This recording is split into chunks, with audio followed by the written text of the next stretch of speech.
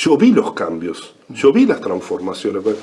Paraguay ha tenido un proceso de transformación muy importante. Si uno no es propietario, su predisposición a invertir y sus condiciones para conseguir los recursos para poder invertir están fuertemente limitadas. La titulación es un prerequisito para que una parte de la producción agropecuaria que está vinculada precisamente a sectores que son vulnerables de la sociedad puedan encontrar mejores condiciones o condiciones aptas para dar otros pasos. De lo que estás hablando del trabajo del INDER, te estás hablando de transformación productiva. Si no ocurre la transformación, si solo terminó en titulación, fracasaron. En el país más rural de América Latina, resolver esto es hacer una gran obra.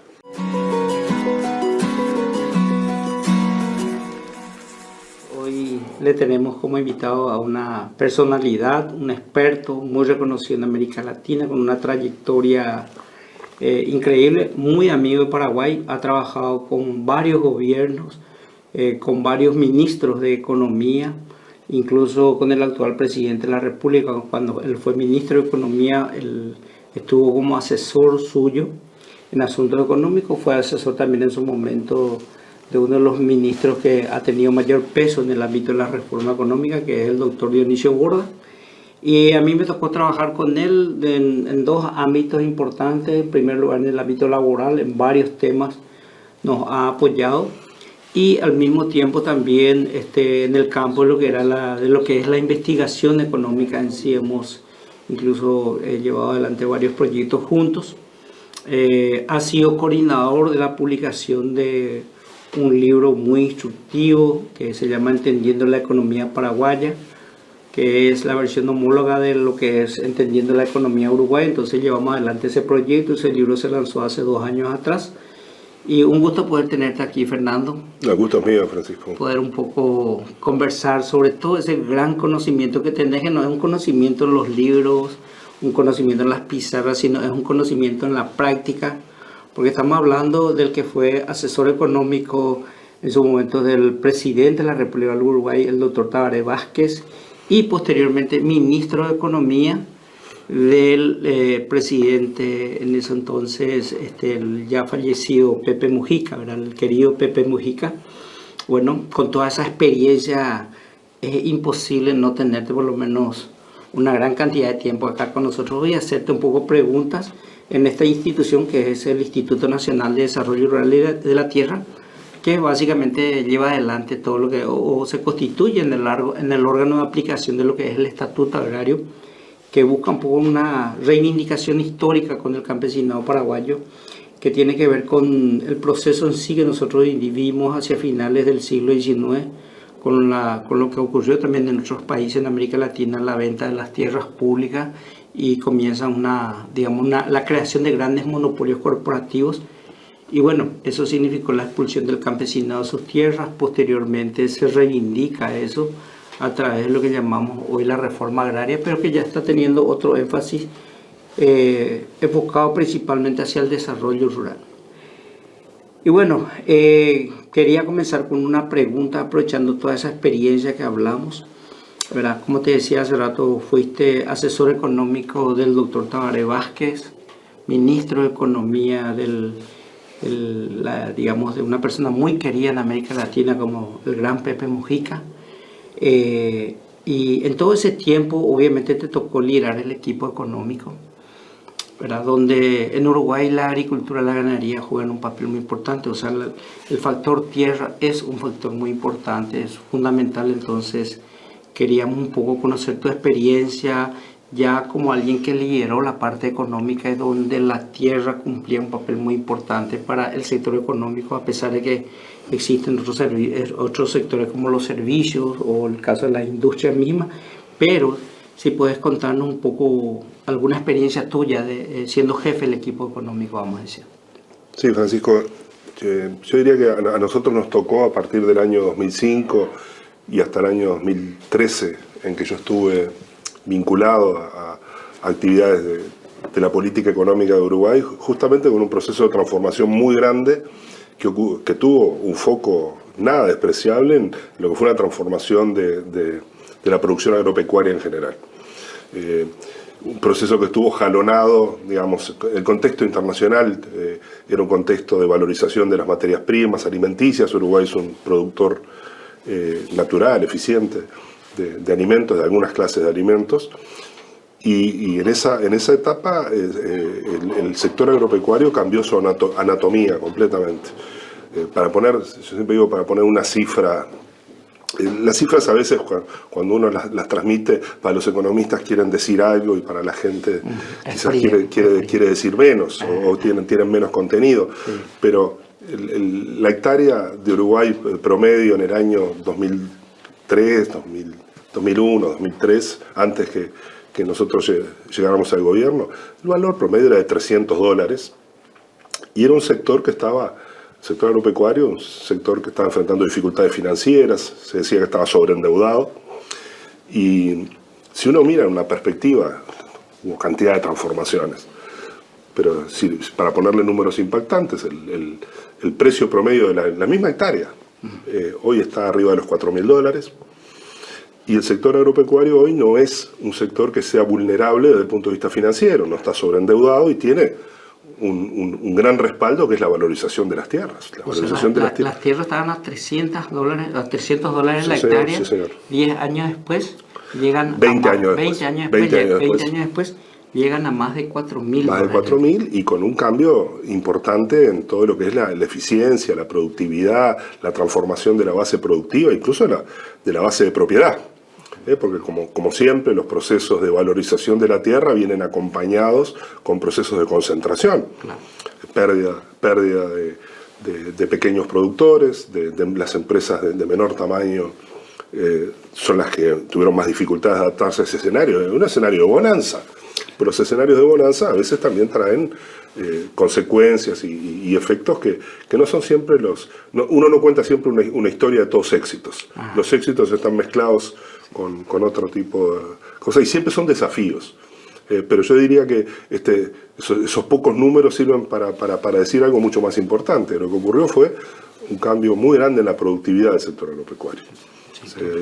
Y eso para la economía uruguaya significó un impulso, porque al igual que ocurre en Paraguay y en otros países de la región, nosotros no tenemos una maldición de tener muchos recursos naturales, es una bendición. Sí. Es una bendición, y los recursos que tenemos casualmente en materia de producción agropecuaria en general, de producción de alimentos, son una de las poleas más importantes. Han sido y van a seguir siendo una polea muy importante para nuestro desarrollo. Por tanto, todo lo que hagamos de bien en el sector agropecuario es todo lo que haremos de bien para que no solo la gente del sector agropecuario esté mejor, sino que el resto de la población. Yo creo que eso, enmarcar siempre en las sociedades que se han urbanizado, aparece una tensión entre lo urbano y lo rural. Claro, yo creo que esas son de las cosas que hay que trabajar intensamente para cerrar esa brecha. Así mismo. Porque es un problema que una relación virtuosa entre estas dos partes es mucho mejor que una relación de desconfianza, Yo soy muy partidario de que la producción agropecuaria tiene y va a tener un papel muy importante en nuestros países, y hay que ayudar a que ocurran las cosas. Donde se produce alimento, ¿verdad? Que se consumen en las ciudades, los mercados están en las ciudades. Sí, y en el mundo, porque es el sector, innegablemente el sector que está más internacionalizado, que tiene inserción más variada, más rica, más valorizada, con más prestigio. Paraguay ha ganado muchísimo prestigio con muchas de sus producciones agropecuarias. La modernización en el agro paraguayo ha sido formidable. O sea, yo puedo contar la historia de Uruguay porque la conozco más, pero ustedes podrían contar una historia igual o más interesante todavía que la que nosotros podemos contar en Uruguay, bajo el mismo telón de fondo y bajo las especificidades que tiene, que ustedes son, siempre lo digo, Paraguay es el país más rural de América Latina. Sí. O sea, el porcentaje de población rural en Paraguay es el más alto de América Latina y Uruguay el más bajo. O sea tenemos un poco esa situación medio de situaciones límite, situaciones extremos. De hecho, la tendencia, digamos, en el caso de los países que tienen ingresos muy altos, es que en términos de empleo, en términos de participación en el Producto Interno Bruto, el sector primario vaya perdiendo espacio. O sea, en el caso de los países muy industrializados el empleo, el 4% del empleo se genera en el campo, vamos a decir. Nosotros estamos abajo de eso. Ustedes están El más por censo dio todavía cifras más bajas que eso. A ver, todos los sectores estos que se insertan internacionalmente, sea la agricultura, sea la forestación, sea la ganadería, sea la industria, innegablemente el esfuerzo de competitividad hace que no sean, ahí no están las promesas de empleo del futuro. Así mismo. Ahí está el desafío de la inserción internacional, vincularlo a la creación de empleo es uno de los debes más importantes que tienen las políticas de desarrollo de todos nuestros países, y yo pienso que son de los retos más importantes que tenemos para los próximos años. Así es, Fernando, ¿verdad? Y te quería hacer una pregunta, porque Paraguay está ahora justamente en este debate interesante, ¿verdad? Nadie cuestiona la solvencia que tiene, digamos, los resultados de las reformas económicas. Paraguay es un país sumamente estable, ha ganado grado de inversión, tiene, digamos, niveles de inflación controlados, bajas, ¿verdad? Ha resistido tentaciones en materia de lo que es gasto público, ha controlado bastante el gasto público. Es uno de los países que más crece en América Latina. Cada año los informes consolidan este concepto, ¿verdad?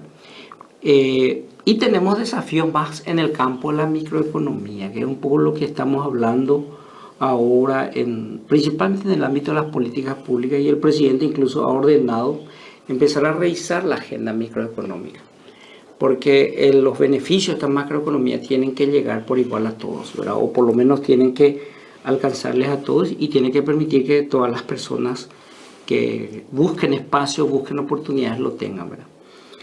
Entonces nosotros hicimos un análisis interno acá y encontramos la siguiente situación. En primer lugar, estamos hablando de una política que tiene más de 100 años, que se llama reforma, que ya, no sé, particularmente pienso que el nombre en sí como que ya no le cae, ¿verdad? Porque tiene más de 100 años, es una reforma, dicen. Tenemos aproximadamente nosotros 1.200 asentamientos. Estimamos que hay aproximadamente por lo menos unas 160.000 a 180.000 familias asentadas en estas 1.200 colonias, ¿verdad? Que disponemos más de 1.200, ¿verdad? Pero tiene una característica importante, ¿verdad? Que tiene que ver con la microeconomía, y es que en todos esos más de 100 años solamente se logró titular el 5% de la superficie. El 95% está fuera de los registros oficiales, vamos a decir. Y ahí vienen todos los inconvenientes que ya nosotros sabemos desde el punto de vista económico, social, incluso político. Hay conflictos cuando los derechos de propiedad no están bien identificados, hay inestabilidad en esas comunidades, ¿verdad? Esas comunidades tampoco tienen las tierras formalizadas que puedan ingresar, justamente como veníamos conversando, como un colateral en el servicio, en el sistema financiero.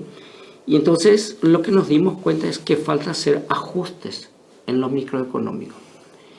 Y bueno, ahí yo quería preguntarte en tu experiencia, y tomando en cuenta que nosotros los economistas no somos formados en este concepto. Y te doy un ejemplo, ¿verdad? Cuando era estudiante de los primeros meses de economía, recuerdo que leí el libro de Samuelson, Introducción a la Economía, y Samuelson decía, ¿verdad? Supongamos que las personas o los productores tienen una lógica de producción que se le llama matemáticamente función de producción, y que como parte, digamos, de los factores que él utiliza para transformar la materia prima está el capital, el trabajo y la tierra, o los recursos naturales. Pero Samuelson en ningún lado destaca que esa tierra tiene que estar formalizada. Ya da por hecho que está formalizada, ¿verdad? Y nosotros sabemos que si yo no tengo un activo para colateralizar un préstamo, tampoco tengo posibilidades de tener un stock de capital importante que me permita mejorar mi productividad y mi competitividad de inserción, ya sea a la economía nacional o a la economía internacional. Entonces decimos de que hay que ir revisando estos aspectos de la microeconomía, y este es el primer ejemplo que te tiro, porque después también te quiero mencionar un segundo ejemplo que surgen de estos inconvenientes que tenemos los economistas para tener esta mirada más inclusiva, donde podamos no partir del supuesto que todo está formalizado, sino que hay un gran sector de la población que tiene activos, pero esos activos no están formalizados, y que el economista Hernando de Soto lo recoge en un libro magnífico que es un poco El misterio del capital. Entonces, conocer un poco tu opinión sobre esta reflexión, vamos a decir. Bueno, yo creo que iniciabas la pregunta, o como para darle contexto a la pregunta esta que estás formulando sobre el final, empezabas por la macroeconomía. Digo, el orden macroeconómico es un tesoro que se ha alcanzado aquí en Paraguay y que hay que preservarlo. Hay que preservarlo porque en un contexto de desorden macroeconómico, de inestabilidad monetaria, de inestabilidad financiera, de situaciones fiscales insostenibles, no ha habido nunca buenos resultados para ningún país, tampoco ni en esta región ni en ninguna otra. Ahora, aprendimos también, y eso lo aprendimos después de recorrer este camino de construcción de este tesoro de estabilidad, que eso es un prerequisito para que las cosas ocurran, pero no tienen por qué ocurrir si no se ocurren transformaciones que no se deducen mecánicamente de la estabilidad macroeconómica. Y cuando tú mencionas el caso de la importancia de un recurso natural como es la tierra, y lo importante de que los derechos de propiedad estén bien definidos, y en el caso concreto de lo que ustedes trabajan aquí en el INDEP, de los temas de titulación, es como la titulación es un prerequisito para que una parte de la producción agropecuaria, que está vinculada precisamente a sectores que no son ni mucho menos los más poderosos, los más ricos, sino que son sectores vulnerables de la sociedad, puedan encontrar mejores condiciones o condiciones aptas para dar otros pasos. O sea, es una condición necesaria, igual que la estabilidad macroeconómica es una condición necesaria para que ocurran otras cosas. En la producción agropecuaria la titulación aparece como un prerequisito a partir del cual no es que llegamos, no es una condición terminal. No es que hasta ahí, llegamos hasta ahí y con eso ya hemos hecho todo el trabajo. No, probablemente ustedes tienen un trabajo muy grande para hacer eso y además tiene todo sentido que digan que los avances se materializan en cuánta titulación, en cuántos reconocimientos de derechos de propiedad efectivos ustedes han contribuido a lograr. Pero eso no va a asegurar que las cosas mecánicamente ocurran. Y es ahí donde tú decís lo microeconómico. Yo diría, toda vez que hablamos de progreso, estamos hablando de mejoras de las condiciones de producción y ellas dependen en buena medida de dos cosas. Una, de que la productividad aumente, y la productividad es como una medida muy evidente de cómo están yendo las cosas. Porque yo siempre digo que la palabra productividad se puede explicar muy simple. Nosotros tenemos un cierto número de horas por día para trabajar y lo que queremos es que sean lo más redituables posible. Bueno, lo que significa es hacer con las mismas 8 horas, con las mismas horas de trabajo de todos los días, conseguir muchos mejores resultados. Eso es la productividad, al final de cuentas. Entonces, negar el papel clave que tiene la productividad es absurdo. Ahora, no va a haber productividad o nadie va a conseguir mejoras duraderas y formidables en materia de productividad sin inversiones. Y si uno no es dueño de un activo, si no es dueño en el caso que ustedes trabajan en la tierra, si uno no es propietario, su predisposición a invertir y sus condiciones para conseguir los recursos para poder invertir están fuertemente limitadas. Por tanto, es una condición necesaria. No suficiente, sí, pero necesaria. Y que haya una organización pública que, por más que la palabra reforma en un proceso tan largo te pueda generar cierta como desconcierto, ¿no? Pero es un proceso, en todo caso, es una reforma que está presente hoy porque en el pasado no se hizo todo lo que habría que haber hecho para que esa palabra hubiera quedado en el libro de historia. Queda en el presente. Y eso valora más lo que es llegar a que esta etapa en la que ustedes están recorriendo, de avanzar en la titulación, de cantidad de familias, de cantidad de asentamientos aquí en Paraguay, fructifique, dé resultados. Después vendrá todo el resto. Después vendrá, pero no, en Uruguay decimos no poner la carreta delante de los bueyes. Primero lo primero y después lo otro. En un desorden macroeconómico no habría posibilidad de que ocurran cambios microeconómicos, y hoy Paraguay es estabilidad macroeconómica, pero al mismo tiempo la transformación. Cualquiera que haya tenido como yo varias décadas visitando Paraguay, yo vi los cambios, yo vi las transformaciones. Paraguay ha tenido un proceso de transformación muy importante, probablemente incompleto. Probablemente, como todas las tensiones de los procesos de crecimiento y desarrollo, con tensiones, contradicciones, injusticias, también, ¿por qué no? Muchas. Sí. Y va a haber que enfrentarlas y resolverlas, pero la titulación aparece como un prerequisito si queremos que quienes son beneficiarios de esa titulación vean su actividad de un modo distinto, con más oportunidades, pero al mismo tiempo con más certezas. Sí. Bueno, y un segundo punto importante, porque esto es importante también después transmitir. Obviamente estamos hablando solamente en un lenguaje relativamente técnico, ¿verdad? Pero que después nosotros llevamos al campo ya con un filtro entendible, en un yopará, le decimos nosotros entre español y guaraní, ¿verdad? Pero la gente entiende, la gente capta, sin problema, ¿verdad? Y acá hay un punto también, justamente dentro del contexto microeconómico, y esto es importantísimo por la coexistencia en sí, para evitar confrontaciones también, ¿verdad? Que se entienda. ¿Verdad? Recuerdo que cuando estudiaba la microeconomía neoclásica, hacíamos el famoso desarrollo de lo que eran las condiciones de la ecuación de Euler. Tomaba la función neoclásica y demostrábamos de que, ¿verdad?, en un sistema distributivo neoclásico, ¿verdad?, había justicia pura porque todo se distribuía según los niveles de productividad de cada factor, ¿verdad? Pero salía una conclusión súper relevante también de las condiciones de Euler, ¿verdad? Y decía que la escala era irrelevante. Finalmente teníamos una economía atomizada, competencia perfecta, donde no había ningún nivel de concentración. Pero siempre me llamó la atención eso, que la escala era irrelevante. No importa con qué escala producía. La lógica es la misma.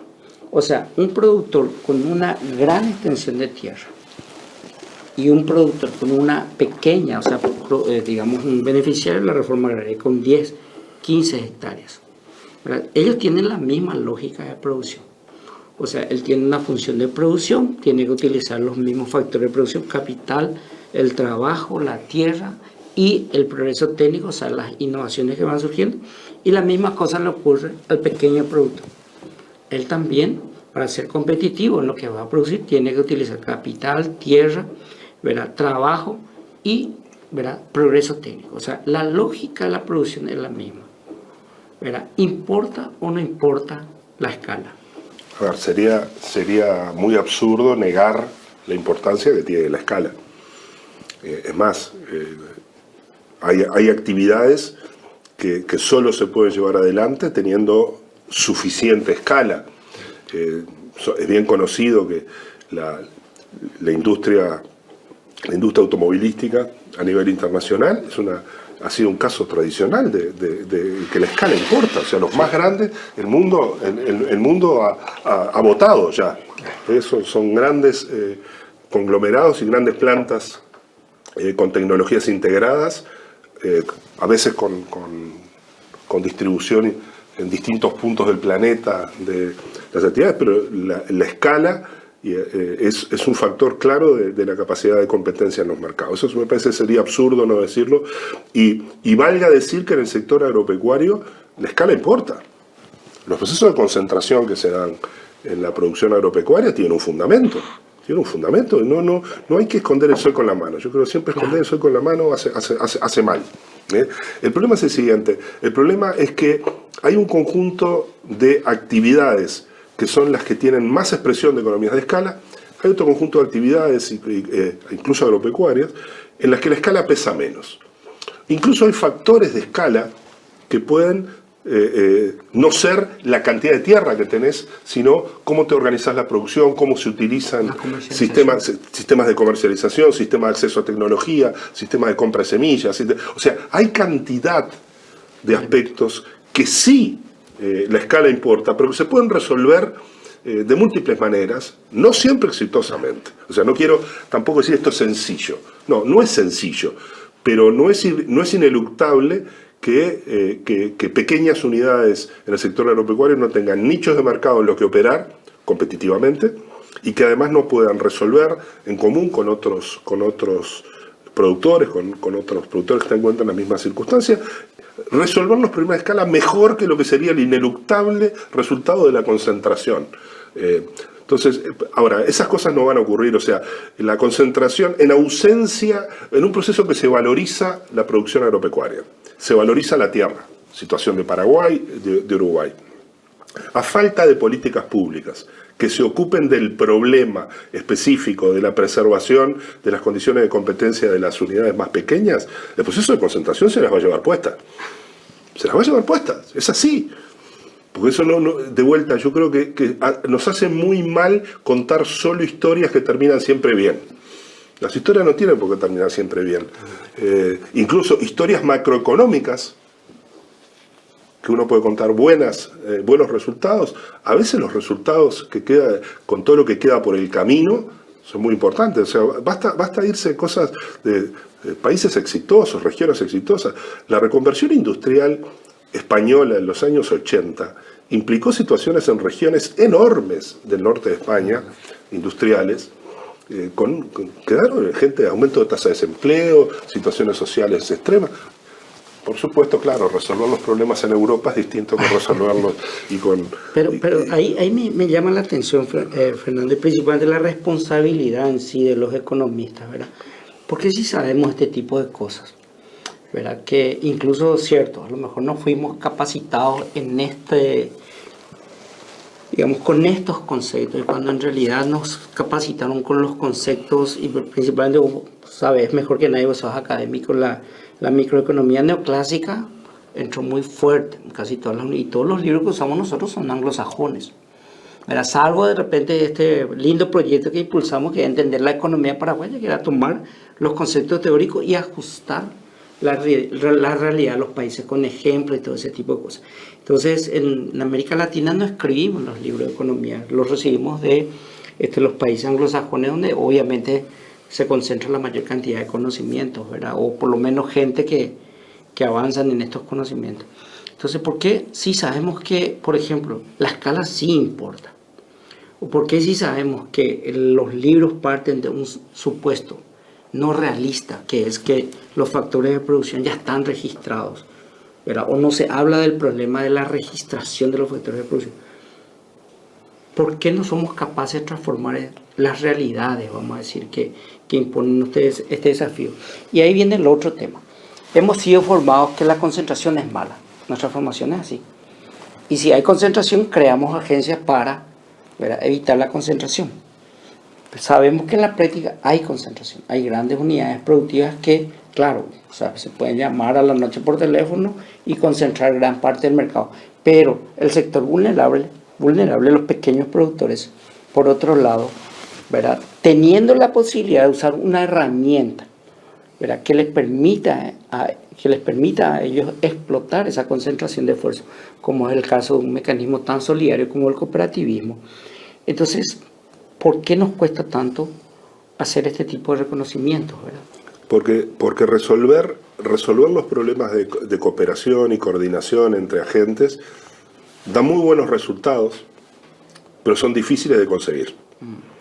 O sea, mientras que confrontar, competir, es algo que es el darwinismo económico, es algo que uno lo entiende fácil porque sobrevive el más apto. No quiere decir que sobreviva el más apto dar el mejor resultado para todos. No quiere decir eso.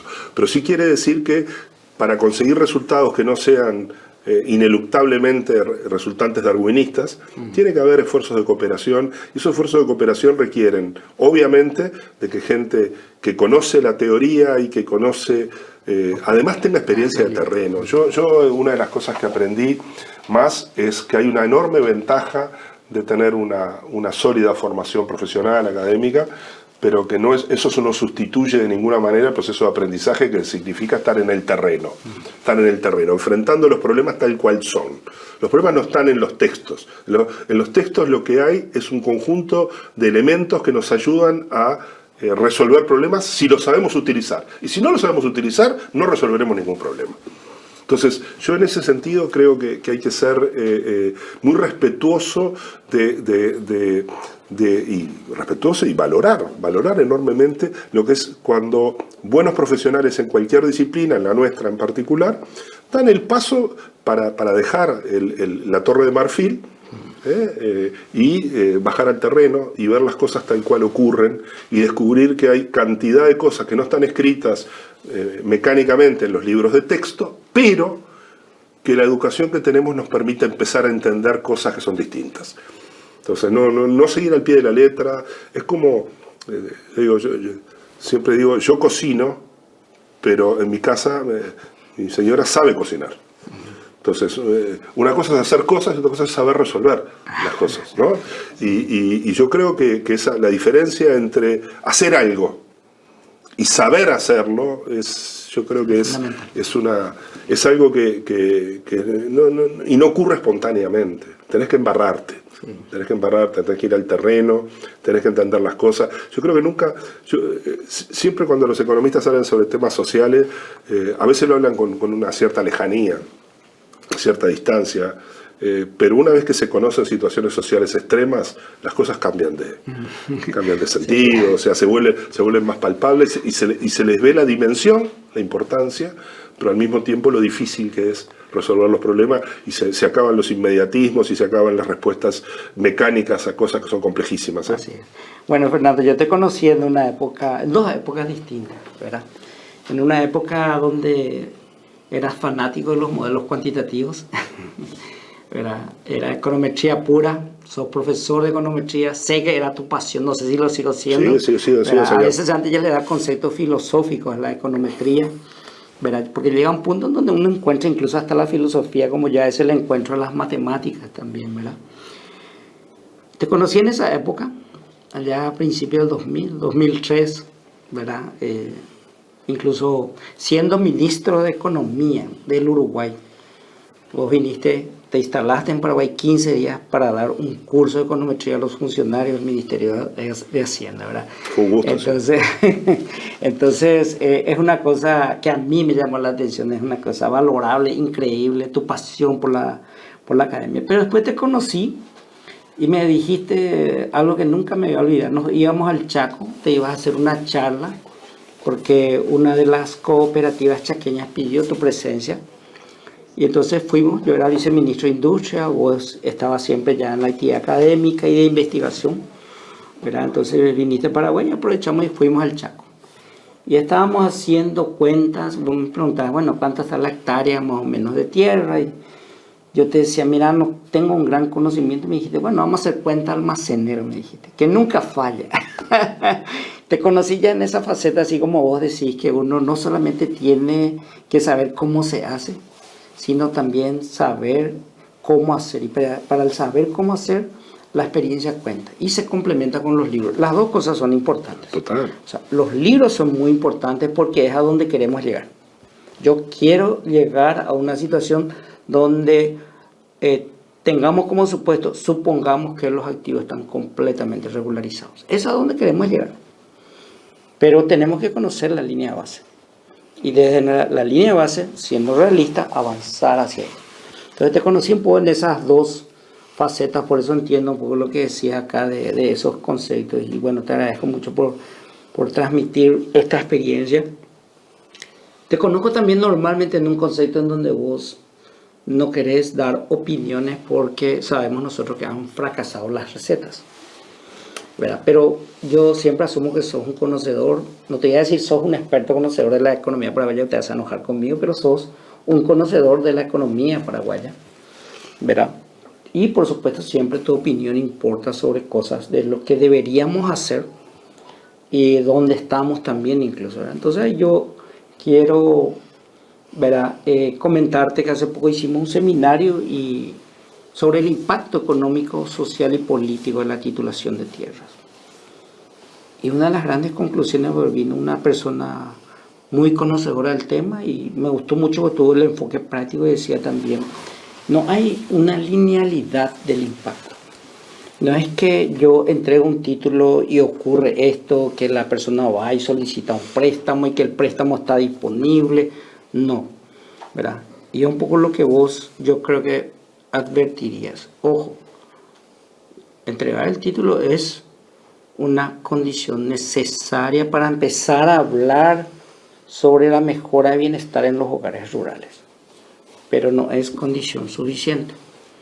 Hay que ir trabajando en la creación de cultura. No sabemos si eventualmente se valora o no se valora. El enfoque de valoración de los derechos de propiedad es el mismo de lo que nosotros pensamos, ¿verdad? Si podemos suponer que la profundización del capital a través de mayores inversiones y préstamos, ¿verdad?, es algo que va a ocurrir en el campo, si las instituciones existen o no existen. Entonces, conocer un poco tu criterio y profundizar eso con lo que comenzaste diciendo, entregar un título es una condición necesaria, pero ojo, no es una condición suficiente. Y a veces cometemos el error de culparle a la política. La política está equivocada. No, no es que la política esté equivocada, sino creímos que los impactos eran lineales. O sea, hacemos esto y ocurre esto. Y sabemos que no necesariamente es así, ¿verdad? Entonces, conocer un poco, si puedes profundizar esa reflexión, ¿verdad?, en ese sentido, Fernando. Y en toda tu experiencia como ministro de Economía. Una cuestión, Francisco. Lo que ustedes están haciendo, y los esfuerzos para regularizar situaciones de propiedad, de tenencia de la tierra, eso es una política. Y esa política está bien definida, está bien orientada y tiene que ser bien ejecutada. ¿Ok? Ahora, y yo creo que a quien está impulsando eso hay que medirlo por la instrucción política que tiene. Es el mandato que ustedes tienen. Ahora, si tú me decís, ese mandato es todo lo que uno le pediría a un proceso que trata de resolver el problema de quienes están directamente vinculados al problema que ustedes están atacando, que es el problema de titulación, al problema de esas familias, de esas unidades de producción. Yo diría que no, eso no. Y por lo tanto la política va a tener que hacerse cargo de eso si quiere, sobre el primer escalón, el primer cimiento, que es el de la titulación, quiere agregarle capas adicionales que aseguren que eso, que fue una condición necesaria, se transforma en algo que da frutos. Y no va a dar frutos, esto quiero ser bien claro, no va a dar frutos espontáneamente sin que la política se haga cargo de poner a disposición de organizaciones como ustedes o otras instrumentos y esfuerzos para resolver los problemas pendientes. Estamos hablando de colectivos sociales que son vulnerables, que no tienen una historia de producción ni llegan a la producción alentados por objetivos de ganancia desmedidos, están vinculados a producciones de subsistencia, a producciones muy básicas. Hay que entender eso. Exacto. Ahora, uno, en el país más rural de América Latina, resolver esto es hacer una gran obra. Es hacer una gran obra. Y ahí te doy un ejemplo para, digamos, confirmando lo que vos decís. Le pregunto a un grupo de campesinos, una colonia que se llama 3 de Mayo, está en el departamento de Caguazú, y le digo, miren, el precio de la mandioca por kilo está a 170 guaraníes. La puesto en finca, ustedes pierden. ¿Por qué siguen cultivando mandioca? O sea, no hay la racionalidad económica que nosotros pensamos, que ellos van a tratar de maximizar ganancias y todo. Entonces le pregunto por qué siguen produciendo, porque seguían produciendo. Yo vi plantaciones y plantaciones de mandioca en esa comunidad y me dice, presidente, me dice, cuando los campesinos le tiras en un monte, bueno, y tienen que sobrevivir, ¿qué es lo único que saben hacer? Mandioca. ¿Qué es lo que es fácil tener semilla? Mandioca. ¿Verdad? Ancestralmente hemos hecho mandioca, o sea, hemos cultivado la mandioca, y es lo que teníamos para comer. Y nosotros no vamos a dejar de lado eso, ¿verdad? Decían. Entonces tiene que ver un poco, o sea, estamos hablando, cierto, de una sociedad pensar muy rural, pero de que la gente conoce a la perfección cuál es el menú de opciones que tiene y que elige entre ellas la mejor de las mejores, es una quimera. Eso es no entender cómo funciona la vida, no entender cómo funciona nuestro mapa de opciones en la realidad. Como una abstracción puede ser que lo manejemos desde el punto de vista conceptual, pero cuando uno está en la práctica, los problemas que se enfrentan en la práctica son de una naturaleza mucho más rica, mucho más desafiante. Estar en la realidad, a mí me parece que es de las distintas etapas en las que, con mis conocimientos de economía, me tocó trabajar, las etapas en las que me enfrenté a la realidad son las más gratificantes. Por supuesto, en las que ocurren las frustraciones más grandes. ¿Por qué? Porque a veces las cosas no salen, aunque uno tenga muy buena voluntad. Aunque uno tenga muy buena voluntad, tenga muy buenos instrumentos, las cosas pueden no salir. Y tiene su proceso también. Sí. Queremos que el PIB se duplique, se triplique. Porque... Sí. Todo eso lo queremos, pero tienen que ocurrir muchas cosas y esas cosas a veces requieren de que se den determinadas circunstancias y que ocurran determinadas decisiones que a veces ocurren y son virtuosas y otras veces no ocurren. Sí. Y la política se tiene que hacer cargo de todo eso. Sí. Y bueno, mira, como te decía, sí te toca ahora la pregunta y no me vaya a poner la excusa que no soy un conocedor de la economía paraguaya, ¿verdad? Pero sí te voy a pedir recetas, ¿verdad? ¿Verdad? O sea, sabemos que después del consenso de Washington las recetas... No, yo creo que no, que lo que no hay es... Yo, por ejemplo, una de las cosas que rechazo, no aquí en Paraguay, rechazo en general, es poner... la experiencia de lo que a nosotros nos salió bien en Uruguay como una referencia para copiar. O sea, yo digo copiar, no hay que copiar. Sí hay cosas que hemos aprendido, ¿no? Y yo te diría una que es una máxima. Los procesos de transformación de la producción, para que esa transformación de la producción termine con resultados socialmente mejores que los de partida, requiere de políticas públicas y requiere de políticas públicas que son bien conocidas. O sea, ya a esta altura la idea de que cruzarse de brazos es una solución y generar las condiciones para que las cosas ocurran es una solución, es algo que está bastante superado. Hay algunos trasnochados que traen permanentemente este tipo de solución de que las soluciones espontáneas del mercado y va a resolverlo todo. En materia de transformación productiva, esta sí que es una receta, los esfuerzos que se hagan desde las políticas públicas, para bien o para mal, van a ser claves. Y las oportunidades para que la transformación productiva ocurran cada vez más van a depender de qué tan finas y qué tan acertadas sean esas políticas. Y cuando a nosotros nos tocó vivir durante décadas una especie de degradación del concepto de política industrial y del activismo sobre la producción, porque tuvimos muchos fracasos, cosas muy mal hechas, cosas que salieron muy mal.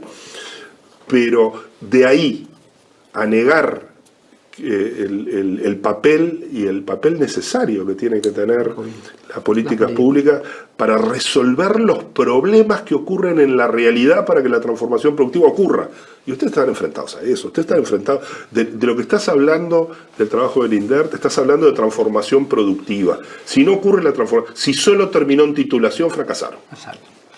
Si no ocurre la transformación productiva, lamento, pero la frustración, eso es como cuando uno se puso un objetivo y le pidió a ese objetivo que hiciera cosas que no estaban en el objetivo. Sí. Si te pidieron titulación, es eso. Ahora, si creyeron, y yo creo que quienes aprobaron las normas y crearon las instituciones, soñaron otra cosa. Soñaron que esto era la catapulta para que ocurrieran otras cosas. Claro. Lamento decir que esas otras cosas no van a ocurrir sin que alguien se ponga a cargo de ello. Sí, así mismo. Yo coincido contigo, ¿verdad? Y al punto que recuerdo, no recuerdo el nombre, era un ministro de Industria de México, que fue muy recordado posteriormente por su respuesta. Le preguntaron, ¿cuál es la política industrial suya? Y él dijo, la mejor política industrial es la que no existe. Coincido contigo que nada va a surgir por espontaneidad. No, van a surgir cosas. La Constitución ahí discrepo. Van a surgir cosas. El problema es que no necesariamente las cosas que surjan cuando las veas después te van a gustar. Sí, exacto. Y ahí de hecho yo creo que nuestra Constitución es muy clara, ¿verdad?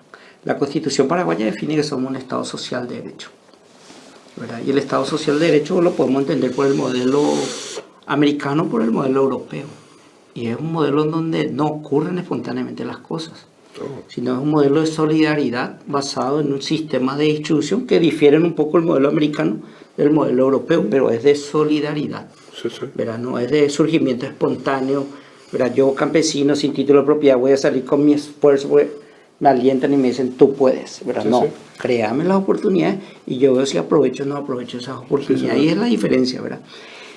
Entonces, haciéndote un poco la pregunta que, digamos, esto que vos estabas sustentando es, ¿qué crees que tiene que seguir haciendo Paraguay, tanto en lo macroeconómico o también en lo microeconómico? Sabes que tenemos desafíos importantes, sabes que hemos hecho bien muchas cosas. La ley de responsabilidad fiscal, estamos convergiendo nuevamente a los niveles prepandémicos, una inflación baja, unas tasas de crecimiento que probablemente no sean las más altas, ¿verdad? No son altas como las que queremos, ¿verdad? Que nos lleve a duplicar el PIB en 25 años ni nada por el estilo, pero ahí está, 3.8% en promedio, una de las más altas en América Latina, pero obviamente al no estar en el orden del 6 o el 7%, ¿verdad? Es porque hay brechas, falta todavía hacer cosas. ¿Qué es lo que nos falta hacer para llegar, digamos, a tasas de crecimiento del 6%, por ejemplo? Probablemente para que un país que tiene la dinámica demográfica de Paraguay crezca a tasas del doble de las actuales, que es lo que estás refiriendo, probablemente necesita esfuerzos de inversión y mejoras de productividad muchísimo más importantes que las que tuvo hasta ahora. Eso es así. Y la productividad es en última instancia es la variable que define. Entonces, apuntalar el proceso de inversión implica que no todos invierten por las mismas razones. ¿De acuerdo? Hay algunos que invierten con el desafío de insertarse en los mercados internacionales. Ustedes, las inversiones que están ocurriendo aquí en Paraguay en materia forestal, tienen un norte, no es en materia de celulosa, por ejemplo. Ustedes no están produciendo celulosa para Paraguay. Es más, es un negocio que está pensado para el mercado mundial. La ganadería, la agricultura tecnificada, tiene un horizonte muy claro y las inversiones que ocurran ahí van a estar, el motor va a ser que nos vaya mejor en los mercados internacionales. Hay otras cosas que no van a ocurrir de esta manera, que no es el motor solo, sino que va a depender de que haya otro tipo de motivaciones y otro tipo de garantías para que las inversiones ocurran. Y en eso yo creo que Paraguay tiene enormes esfuerzos y mucho para ganar, mejorando crecientemente sus instituciones, el funcionamiento institucional, la credibilidad de las instituciones. Cuando uno termina una etapa tan próspera como la que tuvo Paraguay, con sistemas institucionales que reconocidamente presentan deficiencias, debilidades, hay un momento donde la agenda institucional cobra mucha importancia. Y ahí, cuando uno habla de agendas institucionales, está hablando de un gran esfuerzo de reforma en materia de los ámbitos de participación del sector público. Sí. O sea, el sector público es inocultable que tiene un papel muy importante. Y sobre todo, cuando mirás que parte del proceso de inversión a futuro en el país va a depender de la credibilidad de las instituciones. Así. Y sin credibilidad de las instituciones, en algún momento Paraguay va a enfrentar eso como un límite. Y yo creo que cuanto más tempranamente los líderes aquí en Paraguay, los líderes políticos, quienes tienen la obligación de mirar hacia el futuro, ataquen y resuelvan problemas institucionales, muchos se han resuelto, pero queda una agenda densa, todavía muy, muy densa. Nuestros países tienen instituciones a veces mal diseñadas y otras veces funcionan muy mal. Y cuando la población no cree, con la población, los inversores, la gente no cree en las instituciones, mirar para el futuro es distinto. Hay muchas críticas ahí porque básicamente, verá, un poco la crítica tiene que ver con el profesor Ha-Joon Chang, ¿verdad? Que dice que, verá, al pensarse que las instituciones o mejorar la calidad de las instituciones es la solución a todos los problemas de desarrollo económico, Entonces muchos quisieron forzar en lo que él llama implantar instituciones. Claro, O sea, traer algo que se hizo en Noruega que va a funcionar en Paraguay. No es eso. Y ahí tenemos serios inconvenientes, cultura, historia, línea de base, ¿verdad? Todos estos elementos que están por detrás tienen un peso importante. Hay que ser muy conscientes porque ocurrió. El consenso de Washington fue uno de ellos. Y fue todo un conjunto de reformas institucionales. Sí, totalmente. ¿Verdad? Y se les llamó reformas de primera generación, como diciendo, estas son condiciones, y yo creo que muchas de ellas, que algunas se ejecutaron muy mal, en algunos casos dejaron resultados positivos. Lo que pasa es que la población...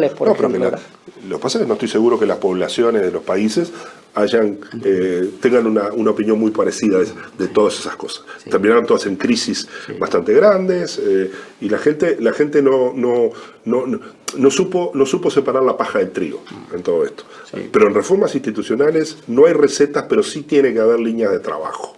Líneas de trabajo firmes que abarcan el funcionamiento de los poderes, el funcionamiento de los mercados, el funcionamiento de instituciones clave de la economía, de las finanzas, y yo estoy convencido que la agenda es densa, importante y no es de primera generación.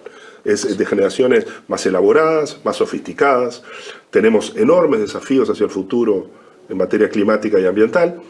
Poner la agenda climática y ambiental va a ser también algo que va a definir qué tipo de tecnologías vamos a usar hacia el futuro. Si queremos que el planeta, si queremos que el planeta no enfrente los costos, la producción en el planeta enfrente los costos que previsiblemente están ya materializándose. Sí. Hay muchos ejemplos ya en la región y en el mundo de cómo los procesos de desastres naturales vinculados al cambio climático y todo esto empiezan a tener costos inmensos. Sequías más prolongadas, inundaciones más frecuentes, temperaturas extremas durando más tiempo. Todo eso, a quien está en la producción agropecuaria, donde ustedes están, sabe muy bien lo que significa. Totalmente. Sabe muy bien. Totalmente. O sea, a eso no hay que contarle demasiado el cambio climático, lo tienen bastante bien. Tenemos regiones pobres, ¿verdad? Con 5 años ya de sequía, por ejemplo, ¿verdad? Y que nunca antes había ocurrido. Y bueno, por último, y abusando un poco de tu tiempo, Fernando, ¿verdad? Una pregunta, y hablando de instituciones, ¿verdad? Yo creo que vamos a coincidir que la inclusión financiera es un instrumento muy importante. Quizás no tenga esa linealidad de decir mayor inclusión, menor pobreza. Quizás no tenga. Es una herramienta que contribuye a la política de reducción de la pobreza. ¿Verdad? Entonces, nosotros al entregar títulos de propiedad estamos de alguna u otra manera promoviendo la inclusión financiera a los pequeños productores para que posteriormente se dé en un proceso relativamente de mediano plazo una profundización del capital, mayores inversiones, todo ese tipo de cosas y aumento en la productividad, ¿verdad? Si es que ocurre eso, ¿verdad? O sea, eso es lo que se pone a disposición. Ahora, para mí es muy importante tu experiencia, ¿verdad? Y me gustaría hacerte, digamos, 2 preguntas como despedida. En primer lugar, cuando vos asumiste el cargo de ministro de Economía de Uruguay, los niveles de inclusión financiera eran muy bajos. Pero llevaste adelante, digamos, iniciativas muy importantes que llevaron a que Uruguay hoy sea uno de los países con mayor profundidad en materia de inclusión financiera. ¿Cómo lo hiciste? ¿Cuál fue ese proceso? Y en segundo lugar, conocer un poco tu visión de la importancia que tiene hoy día la inclusión financiera, que incluso las Naciones Unidas ha definido como un derecho humano. Entonces, te dejo estas 2 preguntas. Primera cuestión. Cuando uno habla de inclusión financiera, habla de que cada vez haya más personas, más familias, más empresas que tengan acceso a servicios financieros que le podrían servir para vivir mejor o para hacer mejor las cosas. ¿Eso qué implica? Implica que no acceder a determinados servicios financieros se refleja directamente en pérdida de derechos y pérdida de oportunidades. ¿De acuerdo? Entonces, las finanzas son algo que parece muy alejado, incluso parece muy de cuello duro, de que las finanzas pertenecen a un mundo, al mundo del dinero en el sentido más corporativo. Entonces, cuando uno trata de darle un enfoque en términos de inclusión, estás pensando no en los ya incluidos, todos los de cuello duro, por decirlo de algún modo. Estás pensando en que ampliar el abanico de opciones, generar mejores oportunidades para aquellos que hoy carecen de esas opciones. Cuando nosotros promovimos en Uruguay fuerte intervención tributarias, administrativas, regulatorias, legales, de todo tipo, para promover el uso de medios electrónicos de pago y el acceso a cuentas bancarias y acceder a sistemas de transferencias automáticas. Todo eso fue una pequeña revolución que hoy está consolidada. Hoy ya no... por supuesto, cuando uno plantea esas cosas, dicen, ¿por qué no dejas que las cosas ocurran como tienen que ocurrir? Y sí, porque quizás es producto de la ansiedad porque las cosas ocurran, que el mundo va más rápido que lo que tendría que ir. O sea, porque hay ansiosos que innovan, que hacen cosas importantes, que descubren vacunas. Son los ansiosos, no son los que dicen, espera que las cosas van a ocurrir. No, ocurren porque hay gente que está movilizada por acelerar los procesos de cambio cuando cree que ellos son buenos. Entonces, yo creo que el proceso de Uruguay es un proceso que hoy está consolidado, y si uno lo mira desde nuevamente, ninguna de las recetas aplicadas en Uruguay, ni ninguna de las cosas que usamos son generalizables, son exportables, pero sí hay una cosa que es clara. Si uno genera condiciones para que quienes hoy no tienen acceso a instrumentos financieros puedan acceder,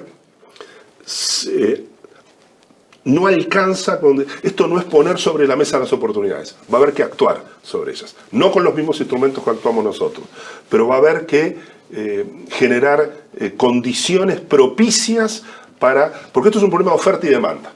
Vos le estás generando a los productores agropecuarios condiciones con la titulación para que puedan recorrer un camino de incluirse en instrumentos financieros. Pero del otro lado hay una oferta de crédito, una oferta de servicio que tiene que estar creyendo que eso se hace en condiciones seguras o condiciones de rentabilidad adecuadas. Y eso no hay que perderlo de vista. O sea, tú generas condiciones, pero tenés que acercar a las partes. En todo mercado. Pero después que las partes se acercaron, después te podés desentender. Durante un tiempo, al menos, hasta que ocurra el siguiente problema. Pero sí creo que generar las condiciones implica también mirar las condiciones de oferta de servicios financieros. Ustedes tienen, por ejemplo, plataformas digitales de transferencias, cosas que en Uruguay. Nosotros no tenemos la agilidad que tienen ustedes en algunas cosas de transferencias personales y todo eso digamos, nosotros está todo mucho más bancarizado. Y son tecnologías de bajo costo también. Con tecnologías de muy bajo costo, sí. Bajo costo operativo, sí, claro, pero con enormes beneficios para los que lo usan. Enormes beneficios.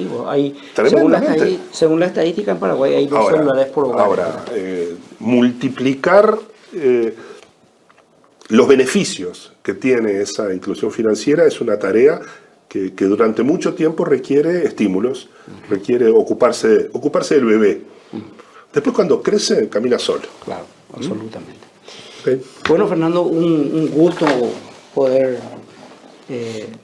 conversar contigo, porque esto se llama Charlando entre amigos, ¿verdad? Y bueno, es algo innovador en el sector público. Creo que somos la única institución que tenemos una sala de podcast, ¿verdad? No requiere mucha inversión, pero aprovechamos la tecnología de la comunicación porque creo que es obligación de los funcionarios públicos estar informando permanentemente y promover este tipo de iniciativas, no solamente dejarle a la academia o a los centros de investigación, sino también desde las propias oficinas públicas promover este tipo de intercambio, ya sea con actores con una formación técnica tan relevante como la tuya. Y también incluso nosotros estamos en el programa, estamos pensando traer pequeños productores que tienen un conocimiento tremendo de lo que es la vida, de lo que es incluso conocimientos aproximados no lo dicen en las palabras nuestras, pero lo dicen. Te doy un ejemplo, ¿verdad? Me llamó mucho la atención a mí, fuimos a la colonia Marinacue, ¿verdad? Y ahí me dice una persona, me dice que había una diferencia siempre en el comportamiento del ser humano donde se notaba la formación académica, o sea, la formación en sí del ser humano. Y ahí aprendí la diferencia entre dos palabras clave, ¿verdad?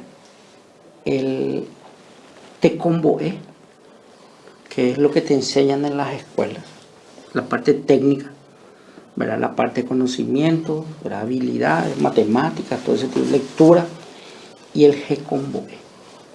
El Gecomboe es lo que te enseñan en la casa.